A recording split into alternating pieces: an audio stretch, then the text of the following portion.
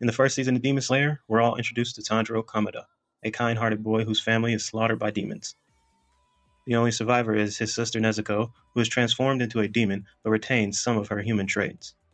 Saved by the water Hashira Gyu, Tanjiro is then motivated by a desire to save Nezuko. He joins the Demon Slayer Corps, and throughout the season, Tanjiro changes rigorously and meets new allies like Zenitsu and Inosuke, facing terrifying demons, including the powerful Lower Moon demons. The season culminates in the intense battle on Mount Netagumo against the Spider Demon family. And in episode 19, Tanjiro went insane. We all remember when Nezuko used her fire to help Tanjiro overcome the spider strings and cut off the demon's head with only a nub of his sword. I don't know, Tanjiro, it was pretty great in the first season. All in all, the first season of Demon Slayer was really well done. The pacing was off a little bit, and the plot was simplified. But that's not a bad thing that the plot is simple. Get revenge for the demons who killed your family. So understandable. I'll give it a pretty good 8 out of 10 for me. I really enjoyed the first season of Demon Slayer. Simple characterization, easy story to follow. Pretty decent first season. In season 2, it's divided into two main arcs, the Mugen Train arc and the Entertainment District. The Mugen Train, which adapts the hit movie, follows Tanjiro, Nezuko, Zenitsu, and Inosuke as they join the Flame Hashira, Kojiro Rengoku, to investigate the mysterious disappearances on a train. And this arc introduces us to Rengoku, one of the most badass characters in Demon Slayer. He had a great fight at the end of the movie, and sadly, he did not make it, but he should have. Really wished he could have made it to the end of the series. He's one of my favorite characters. And the Mugen Train movie was absolutely amazing. Rengoku really showed heart during the train arc, and his abilities were top notch. I thought honestly he could have been one of the strongest Hashira if given time, just like the demon he was facing was saying. He said that given time, Rengoku could have been the best demon, one of the better demons ever. So Rengoku definitely at my top tier of characters. He's easily, well, damn, he's probably my favorite character in all of Demon Slayer. I just like his energy, and his character design was really cool. Everything about Rengoku, it just really resonated with me. His outlook, the way he was so positive, his funny demeanor. Every time he was on screen, he lit up the screen, man. He was awesome. And that final battle with Akiza, oh my God, it was so intense. I was in the theater on the edge of my seat watching the Infinity Train arc, even though I read it beforehand and, I still was super hyped. But yeah, RIP to Rengoku. If you could, down below, give a salute to Rengoku in the chat. But yeah, he's easily one of my favorite characters in Demon Slayer. And I wouldn't put him too far outside of my favorite characters in all of anime. He's definitely at least top 10. He was really great in his one movie. I really can't say enough great things about Rengoku. They confront the demon Inmu and face heartbreaking losses, including Rengoku's heroic sacrifice. So all in all, for the Mugen Train movie, I have to give that also a strong 8 out of 10. It was a great follow-up to the first season, decent pacing, some plot contrivances, and the character writing could have been a little bit better. Also, would have liked to see Rengoku live and possibly go on, but we don't get that, sadly. All in all, strong 8 out of 10 for the Mugen Train arc. The Entertainment District arc takes the group to Yoshiwara, where they team up with the Sound Hashira, Tengen Uzui, and his three wives, and they also dress up in order to infiltrate a geisha house in order to find a demon.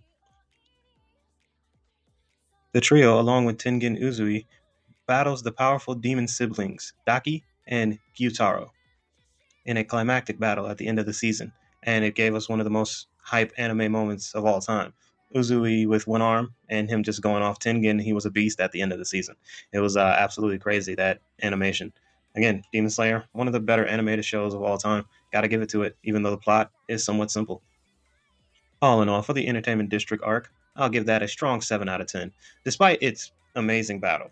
And despite Tengen being an awesome character, the arc had a lot of pacing problems, especially in the middle part when they were investigating to figure out who the demons were inside of the geisha house. Really slow pacing. There were great moments in the arc, but again, all in all, 7 out of 10. Not too bad. Now, Season 3 focuses on the Swordsmith Village arc. Tanjiro travels to the hidden Swordsmith Village to repair his sword and train for future battles. We also get to know a bit more about Muzan's character this season and get to see him outside of being a demon in a human visage. While there, upper-ranked demons Hentengu and Gyoku launch a surprise attack, putting the village and its inhabitants at risk. Tanjiro, Nezuko, and the fellow demon slayers, the Mist Hashira, Michiro, and Love Hashira, Mitsuri, fight valiantly to protect the village. This season, we also get to know more about different Hashira, like the gun-toting Hashira, and we also get to know the Mist Hashira's, Michiro's backstory a little bit more. It's a really good season for character development on the other Hashira and other characters we didn't get to see much of in the first fewer seasons. One of my favorite seasons. I really like this arc for a lot of reasons. It had a lot of different storylines happening at once, and it juggled the adaptation of each storyline pretty well. I have to give it props. Each character came up clutch. Mitsuri, she had big moments. Michiro as well. And Tanjiro, he really came up big as always. I also have to highlight Michiro. He had an awesome fight, defending the one kid from being killed by the combatant he was fighting, the Jar Demon. He was really cool in that fight, I cannot lie. When he decapitated the demon he was fighting, I was like, damn, that was easily one of my favorite fights in the series so far up to that moment. This season features stunning battles, character development, and significant revelations about Nezuko's abilities, further advancing the story towards an epic confrontation with the demon leader. And when we get to know Nezuko is immune to the sun, it was a beautiful moment of character development for both Tanjiro and her character at the end of the season. I thought it was very brilliant. One of my favorite moments in Demon Slayer. All in all, I have to give Season 3, the Swordsmith Village arc, a strong 8.5 out of 10. One of my favorite arcs in Demon Slayer. Really well done. In Season 4 of Demon Slayer, we get to know the backstory of Gyu a little bit more through the perspective of Tanjiro. And also, it adapts the Hashira training arc, where elite Hashira of the Demon Slayer Corps embarks on a rigorous training program to sharpen their skills in preparation for an inevitable battle with Muzan Kubutsuchi. Tanjiro joins in on this intense training, learning from several Hashira, such as Gyu, Shinobu, and Gyome, each who imparts a unique technique and wisdom that pushes him and the other demon slayers to their limits. This season, Tanjiro faces both physical and mental challenges. We viewers gain in-depth insight into the backgrounds and motivations of each Hashira. Meanwhile, Muzan continues his relentless search for Nezuko and Ubuyashiki. The fourth season of Demon Slayer was really well done. Probably one of the better seasons overall, and I have to give it a strong, strong 9 out of 10. It was absolutely pitch perfect. Loved getting to know the other Hashira and their backstories. The author always did a really good job of stringing along their stories and letting us know who they were in parts, not all at once, really letting us get to know and love each one of these characters. The day of reckoning finally came, and Muzan confronts Ubuyashiki. In a trap, he blows up his mansion and also uses one of his servants to temporarily disable his regeneration. He drops the other Hashira and other demon slayers into his castle, and that's how we come upon the Infinity Castle arc. In the Infinity Castle movie, Muzan entraps all the slayers in said castle. Shinobu encounters an upper-ranked demon too, Doma, realizing he was responsible for her sister's death, and she had a sad ending. I'm not going to ruin it, but Zenitsu fights his former senior, Kagayu, who became the new upper-ranked demon, angered by Kagayu's lack of guilt over his betrayal, which led to their master committing suicide. Zenitsu unleashes an awesome, self-taught, seventh form of thunder breathing and kills him before passing out. Tanjiro and Gyu fight the upper rank 3 Akaza, and I don't want to spoil anything for his story. Really well done. Definitely go watch it.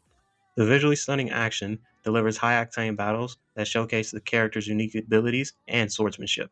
With the choreography, each fight it felt fluid, emotionally charged, and kept me engaged, and amplified the stakes with every encounter. The character writing was honestly wonderful and a bit nuanced, and I really enjoyed each one of the characters' resolution, and hopefully we get to see more of certain characters throughout these other few movies. And despite the strength, the movie's pacing has been a point of contention. It unfolds in a manner that sometimes feels rushed, especially during key transitions and battles and emotional moments, a lot of rapid shifts in the action, and the exposition can leave some feeling disoriented.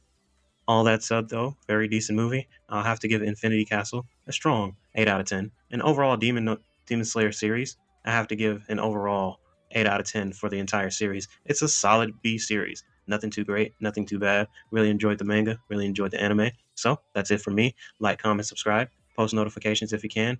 Follow all the socials. Tune in. I'll be reviewing all the stuff I'm watching or reading. I appreciate you listening this long. Till next time, YouTube, we're out. Peace.